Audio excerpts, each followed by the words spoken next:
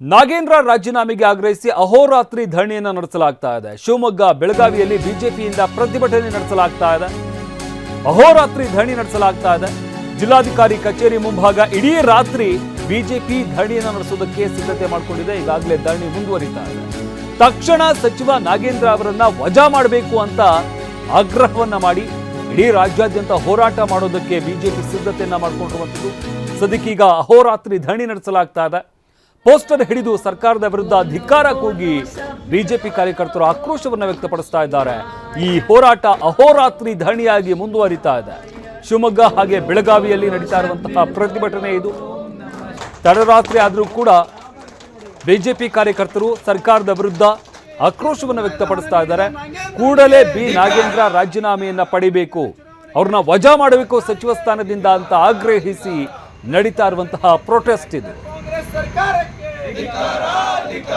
ರೈತರ ಬೆನ್ನಿಗೆ ಚೂರಿ ಹಾಕಿದ ಕಾಂಗ್ರೆಸ್ ಸರ್ಕಾರಕ್ಕೆ 5,000 ರಾಜೀನಾಮೆ ಕೊಡಲೇಬೇಕು. ರಾಜೀನಾಮೆ ಕಾಂಗ್ರೆಸ್ ಸರ್ಕಾರಕ್ಕೆ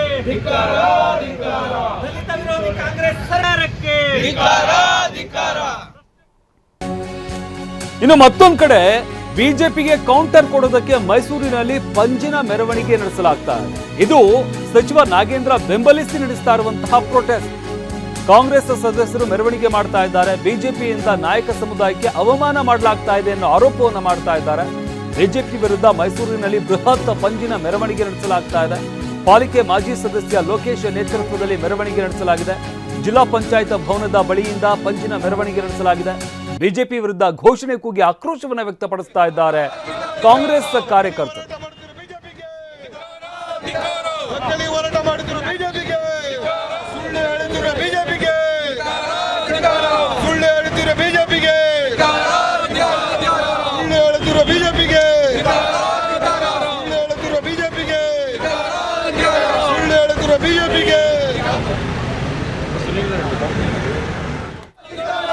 ಹೋರಾಟ ಮಾಡುತ್ತಿರುವ ಬಿಜೆಪಿಗೆ ನಕಲಿ ಹೋರಾಟ ಮಾಡುತ್ತಿರುವ ಬಿಜೆಪಿಗೆ ನಕಲಿ ಹೋರಾಟ ಮಾಡುತ್ತಿರುವ ಬಿಜೆಪಿಗೆ